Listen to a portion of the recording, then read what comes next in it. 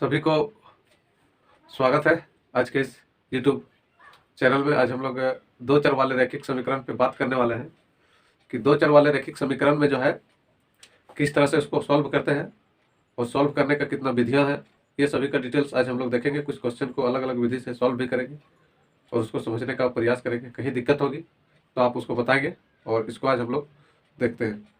तो सबसे पहले दो चर वाले रैखिक समीकरण को हल करने का कुछ विधियां हैं। तो चर वाले समीकरण एक उदाहरण ले लेते हैं कि मान लीजिए एक इक्वेशन हम लोग ले लेते हैं कि 3x + 5y = 2 या 3x + 5y = 8 और 4x - 2y = 2। ये एक इक्वेशन है, या इसको ऐसे कर दीजिए 4x - y = 3। ये एक इक्वेशन है जो टू वेरिएबल का है, दो चर वाले एक घातीय समीकरण। इसमें आप देख रहे हैं कि 3x + 5y = 8 है, 4x - y = 3 है। तो दो चर वाले समीकरण है। तो हमने पिछला क्लास में बताया था आपको कि दो चर वाले समीकरण अगर रहेगा तो उसमें दो गो समीकरण मिला के आप समीकरण का हल निकाल सकते हैं। तो आइए यहाँ हम लोग देखेंगे कि समीकरण को हल कैसे कर सकते हैं।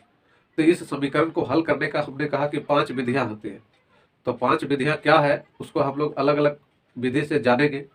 तो पहला हम एक विधि से इसको सॉल्व करते हैं, उसके बाद 5 क्वेश्चन हम लोग 5 अलग अलग विधि से सॉल्व करेंगे। ठीक है, तो चलिए पहले हम लोग लेते हैं सब्स्टिट्यूशन विधि, यानी कि इसको बोलते हैं प्रतिस्थापन विधि। इंग्लिश में बोले तो इसको सब्स्टिट्यूशन मेथड। इस विधि से हम लोग इसको सॉल्व करेंगे। इसमें क्या है कि एक इक्वेशन से आप किसी एक का वैल्यू निकालिए और उसको दूसरा इक्वेशन में पुट कर दीजिए, मतलब रख दीजिए। जैसे इसको हम लोग आगे बढ़ते हैं कि 3x + 5y = 8 है। यहाँ से ये मेरा गिवन इक्वेशन है पहला, यहाँ से आप वैल्यू निकालेंगे। तो वैल्यू निकालेंगे तो आपको क्या मिलेगा, दूसरा इक्वेशन है 4x - y = 3, ये गिवन है। अब हम लोग यहाँ से क्या करते हैं, सॉल्व करते हैं 1 2। तो यहाँ से अगर हम क्या किए कि 4x इस 3 को इधर ले आए, इधर y को उधर ले गए, इसको मान लीजिए 3 इक्वेशन हो गया। अब इसको क्या कीजिए कि y का मान समीकरण 1 में रखने पर, तो 1 में पुट कर दीजिए। जैसे 3x है आपका, तो 3x + 5y, y का मान कितना है यहाँ 4x - 3 = 8। तो 3x प्लस इससे मल्टीप्लाई कर दीजिए 20x 15, इधर कितना हो गया 8। अब x जुड़ सकता है, ऐसा हमने पहले बता चुका है कि x को x के साथ जोड़ सकते हैं। तो 23x = 8 + 15, यानी हो गया 23x = 15। तो 15 8 23, तो x = 23/23, कैंसिल हो गया 1 बार में, तो x = हो गया 1। अब आगे क्या करना है, x का मान समीकरण 3 में रख दीजिए।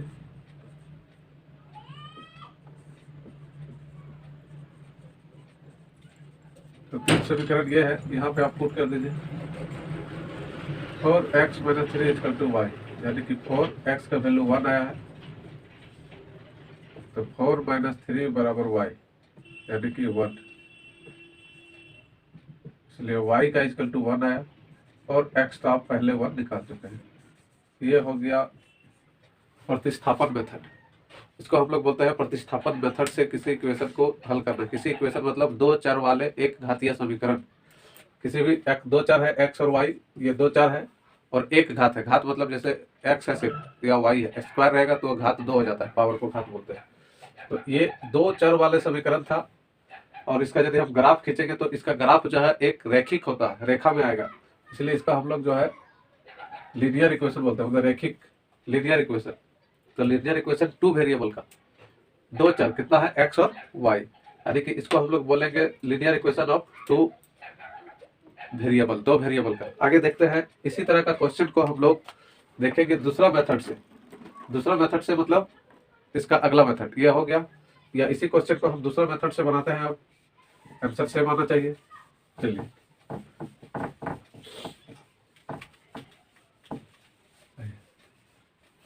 ये आप देखिए दूसरा क्वेश्चन जो है, इसमें इसको हम लोग दो इक्वेशन है हमारे पास 1 2। इसमें क्या करते हैं कि किसी एक, इसको हम लोग बोलते हैं लुप्तीकरण मेथड या elimination method. Elimination method, elimination method, या हिंदी में इसको बोलते हैं लुप्तीकरण, लुप्तीकरण मेथड विधि। इसमें क्या करते हैं, जो हमारे पास इक्वेशन है उसमें किसी एक को बराबर कर लेना है।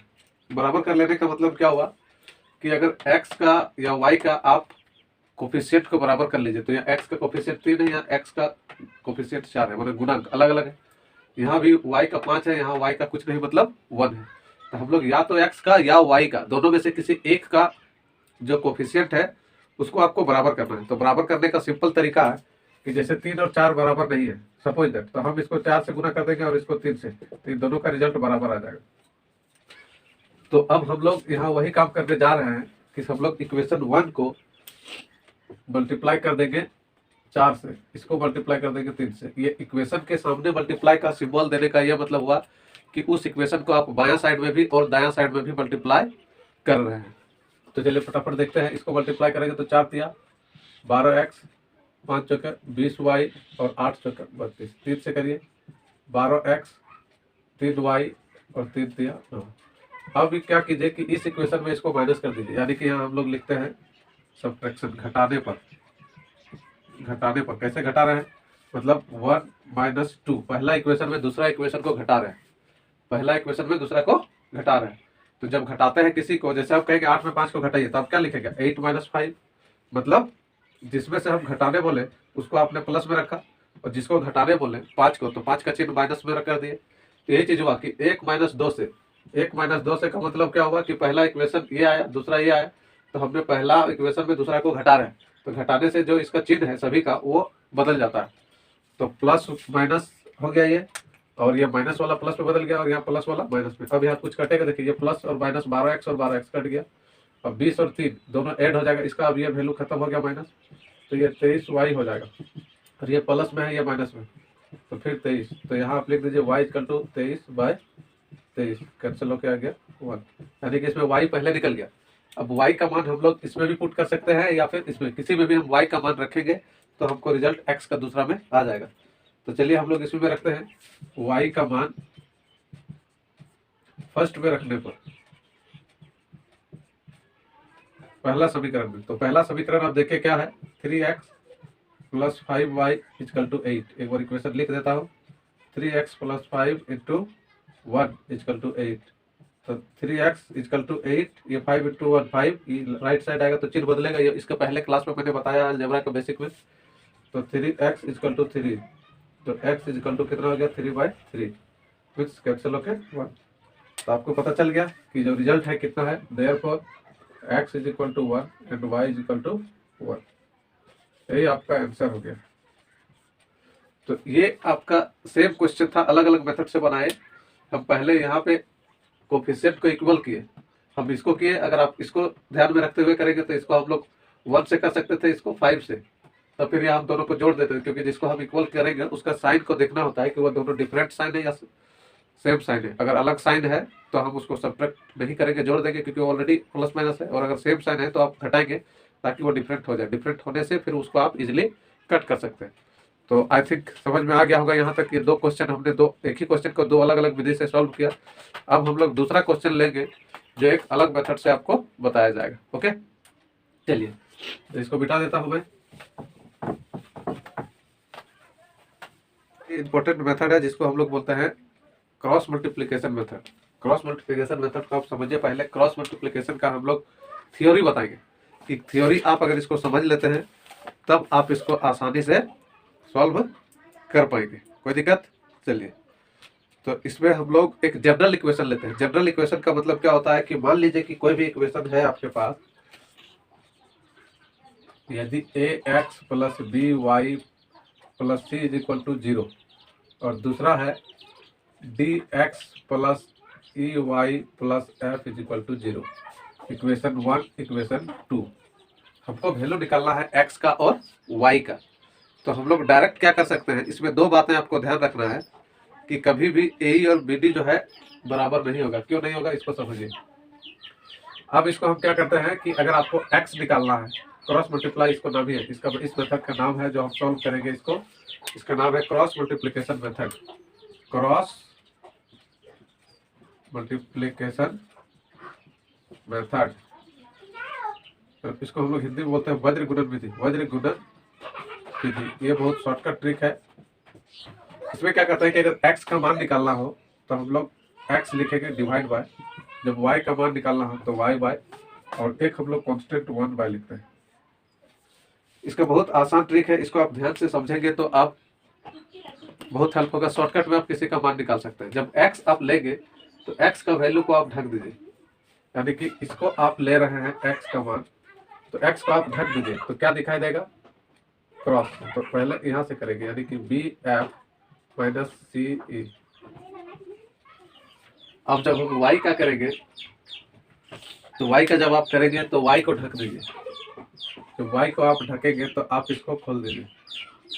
अब आपके पास क्या बचा, मतलब यहाँ a से, उसके पहले आपको सीक्वेंस में चल रहे हैं तो मेरा क्या आएगा सी डी, मतलब यहाँ ढके तो पहले सीक्वेंस में c आएगा, तो क्या होगा सी डी, सी इंटू डी, यहाँ से क्रॉस यहाँ आ जाएगा क्योंकि ये तो ढका हुआ है, तो C D minus A F. ठीक है, अब हम लोग इसको भी हटा दीजिए। अब हमारे पास क्या बचा, कांस्टेंट। तो कांस्टेंट जब लेंगे तो इसको ढकेंगे तो क्या बचेगा, cross A E minus B D. कोई दिक्कत। अब यहाँ से जब तीन संख्या बराबर होता है तो हम डायरेक्ट x का वैल्यू निकाल सकते हैं। x बराबर ये जो है ये क्रॉस कर लीजिए दो को के साथ, तो x इक्वल टू क्या होगा, B F minus C E divide by A E minus B D. और जब ई दोनों को आप लेंगे तो ई दोनों को आप इधर भूल जाइए, इस पार्ट से कैलकुलेशन करिए, तो क्रॉस करेंगे तो ये उधर चला जाएगा, यानी कि y is equal to C D minus A F divide by A E minus B D. जब हम x का निकालेंगे तो इस पार्ट को हम लोग भूल जाएंगे, ये दोनों में कंपेयर करेंगे, इसमें और इसमें। ठीक है, और जब हम y का वैल्यू निकालेंगे तो फिर हम इस पार्ट को भूल जाएंगे, इधर पार्ट से हमको केवल यहाँ से समझना है। क्लियर है, ये दोनों में ये क्रॉस करेंगे तो ये आ जाएगा। तो ये जो है हमारा हो गया लीनियर इक्वेशन का क्रॉस मल्टीप्लिकेशन मेथड। इससे हम इजीली सॉल्व कर सकते हैं किसी भी इक्वेशन को। आइए चलते हैं, हम लोग जो क्वेश्चन अभी पहले बनाए थे उसी क्वेश्चन को फिर से देखते हैं। क्वेश्चन क्या था हमारा, याद है आप लोगों को, अभी पहले वाला में तो देखे होंगे। और x plus 3y equal to, मान लीजिए कि 7 है, और 2x minus y is equal to 1 है। ये इक्वेशन है हमारा, इसको हम लोग इस मेथड से बनाना है। तो यहाँ पे सबसे पहले आप इस स्टैंडर्ड फॉर्म में लाएंगे। इस स्टैंडर्ड फॉर्म में लाने के बाद आपको फॉर्मूला में पुट करना है। तो चलिए, इस स्टैंडर्ड फॉर्म में आप क्या देखे थे, राइट साइड में 0 है और यहाँ पे राइट साइड में 0 नहीं है। तो पहले इसको स्टैंडर्डाइज करते हैं। स्टैंडर्डाइज करेंगे तो इसका नया रूप क्या हो जाएगा, 4x plus 3y minus 7 equal to 0 और 2x minus y minus 1 equal to 0। ये आपका स्टैंडर्डाइज फॉर्म हो गया, ये 1 इक्वेशन, ये 2 इक्वेशन। अब यहाँ से आप कंपेयर कर सकते हैं कि a इक्वल टू कितना है, a इक्वल टू आपका 4 है, b इक्वल टू कितना है, b इक्वल टू आपका 3 है, c इक्वल टू कितना है, यहाँ प्लस था और यहाँ माइनस 7 है, तो माइनस को आपको ध्यान में रखना है। d का वैल्यू निकालेंगे तो d इक्वल टू क्या है, d का मान यहाँ पे 2 है, e का मान कितना है, e का माइनस कुछ नहीं, कोफिशिएंट है यहाँ पे तो समझिए 1 है, जहाँ कुछ नहीं रहेगा तो, लेकिन साइन को आपको देखना है -1 है। f का भी कितना हो गया, -1। यहाँ तक हमको नहीं लगता है कि आपको कहीं समझने में दिक्कत होगी। अब हम लोग इसको डायरेक्ट पुट कर दीजिए इस इक्वेशन में। तो therefore x is equal to बैठाते हैं तो b इंटू एफ, यानी कि b into F 3 into -1 minus c का मतलब -7 और e का मतलब ये भी -1। देखिए a का मतलब 4, e का मतलब -1। और फिर फॉर्मूला से माइनस, और बी का मतलब 3, और डी का मतलब 2। तो चलिए यहाँ सॉल्व कीजिए। तो 3 1 जब -3, 1 2 3 का माइनस है तो माइनस माइनस फिर माइनस में ही रह जाएगा। तो 7 1 जब 7। अब देखिए यहाँ 4 क्या, -4 और 3 दूनी -6, तो -10/-10 यानी कि कैंसिल होकर कितना आ गया, x का वैल्यू आया हमारा 1। अब इसी तरह से हम लोग फिर y का वैल्यू देखते हैं। तो y का वैल्यू देखिए क्या हुआ, CD - AF by AE - BD। तो ये वाला और ये तो दोनों इक्वेशन के लिए सेम है। तो मेन आपका केवल CD देखना है। तो C आपके पास कितना है, -7, D कितना है 2, A कितना है 4, F कितना है -1। अब देखिए यहाँ पे सेम है, डायरेक्ट हम लोग उतार दे रहे हैं, या लिख दीजिए 4 × -1 -3 × 2, 7 × 2 यानी कि -14, ये भी माइनस ये भी माइनस, ये प्लस में कन्वर्ट हो जाएगा, ये -4 -6, -10/-10, फिर वही कैंसिल हो गया, आ गया 1। यानी आप क्या देखें दोनों में कंक्लूजन कि x का वैल्यू 1 और y का वैल्यू 1। यही इक्वेशन का सॉल्यूशन हो गया किस विधि से, तो ये हो गया आपका वज्र विधि से। कोई दिक्कत, आप देख लिए होंगे, नीचे थोड़ा सा आ गया है वीडियो, इसको आप देखिए। यहाँ आप पुट कर देंगे तो आपका सारा रिजल्ट आ जाएगा। तो चलिए मिलते हैं नेक्स्ट वीडियो में, हम लोग फिर मिलेंगे कुछ नए सवाल और नए तरीका के साथ। आप हमारे YouTube चैनल पर बने रहें और इस चैनल को देखने के लिए बहुत बहुत धन्यवाद।